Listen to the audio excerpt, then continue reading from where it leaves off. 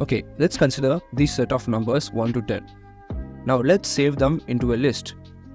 Now let's make a new list. This one I'll make it as an empty list. This can be achieved by using a set of square brackets. For better differentiation, I'll rename the first one as LST1 and second one as LST2.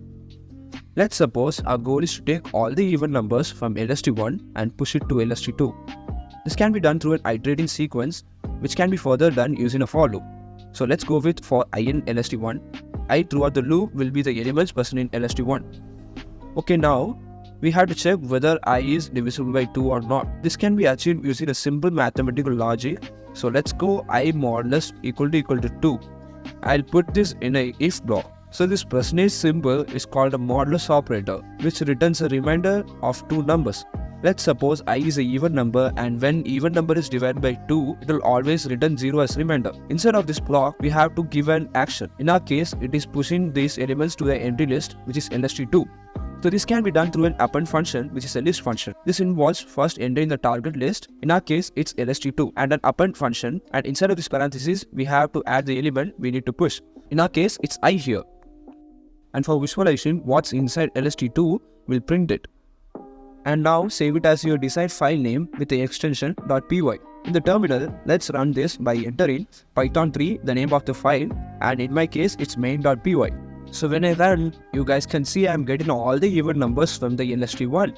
That is 2, 4, 6, 8 and 10, which is super obvious.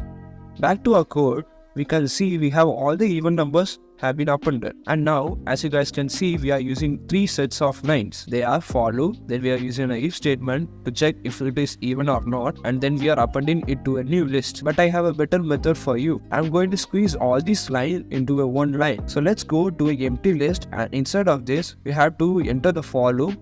Not the full one, but the line, which is for I in LST1. Then later put the I before the for loop, and after the for loop, enter the condition. In our case, it's even number only. So it's going to be the same logic we used before, which is I modulus 2 equal to 0. And that's it. Let's print this. Back to the terminal, run this code by python3 main.py. And as you guys can see, it's the same thing. You can see how useful it is. Not only this, you guys can literally use any condition. Let's say I want to filter out only the odd number, so I can go I modulus not equal to 2.